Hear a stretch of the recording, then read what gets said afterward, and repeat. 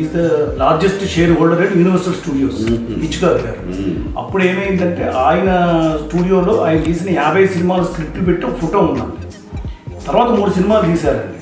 దానికి ఏం చేసామంటే మనం ఇప్పుడు ఎలాగా అని చెప్పి ఈశ్వర్ గారితో వేయించానండి ఆర్టిస్ట్.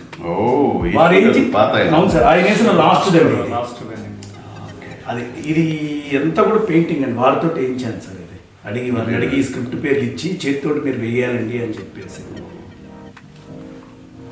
ఇది ఇప్పుడు ఇది కొన్నాళ్ళ పాటు 10 రోజుల పాటు నాతో ఉంచుకుంటే ఎప్పుడో ఖాళీటప్పుడు చూసుకుంటారు. ప్రపంచ మామూలుగా వరల్డ్లోనేనండి ఎక్కడో ఇంగ్లాండ్లో పుట్టి అమెరికాకి వెళ్ళి హాలీవుడ్లో స్పీల్బెర్గ్, మార్టిన్ స్కోర్సెసీ, బ్రెయిన్ డీపామా, ఇప్పుడు వచ్చిన జనరేషన్ వాళ్ళు కూడా క్రిస్టఫర్ నోలన్కి ఇన్స్పిరేషన్ హిచ్కాక్ అండి. అంటే సస్పెన్స్ ఎట్లా ట్రాన్స్లేట్ చేయించి ఎక్కడన్నా బయట లాంచ్ చేపిద్దామని అనుకుంటున్నాను సార్. చాలా మంచి డెఫినెట్లీ అండి. ఇది యూనివర్సల్ సబ్జెక్ట్. ఇది ఇప్పుడు మీరు ఇప్పుడు ఇనాగ్రేట్ చేశారు కాబట్టి పుస్తక పఠనము అనేది ఏంటంటే ఇప్పుడు ఈ కరోనా టైంలో చాలా తగ్గిపోయిందండి. అంతా ఓటీటీలు, డిజిటల్, అందరూ కూడా పేపర్లు కూడా మొబైల్లో ప్యాడ్లోనే కానీ ఎవరు వేయించుకోవట్లేదు. వెరీ గుడ్ అండి. Very happy. Thank you sir. Please sir, please sir.